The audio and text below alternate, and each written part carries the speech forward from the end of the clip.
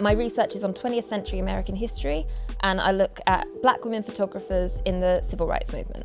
Women like Doris Darby, who worked in the South throughout the 60s, Islanda Good Robeson, who travelled the world and spent a lot of time in Africa, and women like Florestine Collins, who passed for white in New Orleans in the 1920s and 1910s in order to get the photographic training she needed to establish herself as a portrait photographer for the black community.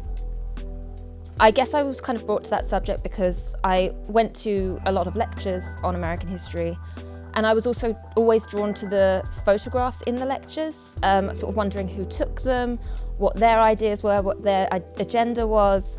And the more I started to research, the more I realised so often the story of it is told through images taken by men, but the role of women was so important.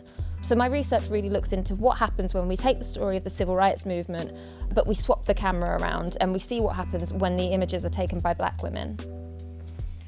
So this photograph shows the kind of spiritual leader of the civil rights movement, Martin Luther King, taken by Maria Varela. And Maria said that she often struggled to exhibit this photograph anywhere because it didn't show King as a kind of triumphant leader, it showed him quite tired.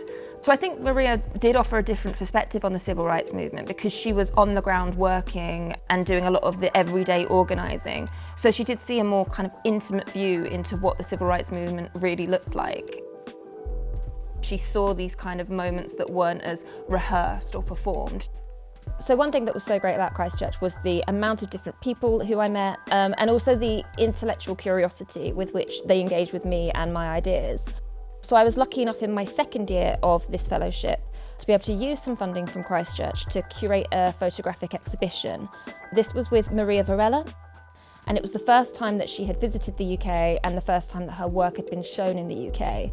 And we were able to host her at Christchurch. We were able to have a big dinner with several members of the Christchurch community.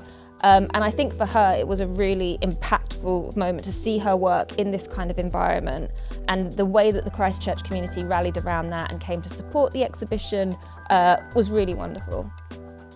So my big tip would to not be intimidated by the Oxford or Cambridge mythos. I almost took myself out of the running for this job by not even applying. I think I had this sense that, Oxford postdocs are for people who've been through Oxford or Cambridge. I had this idea that there was some kind of track that, you would go from undergrad to master's to PhD to postdoc.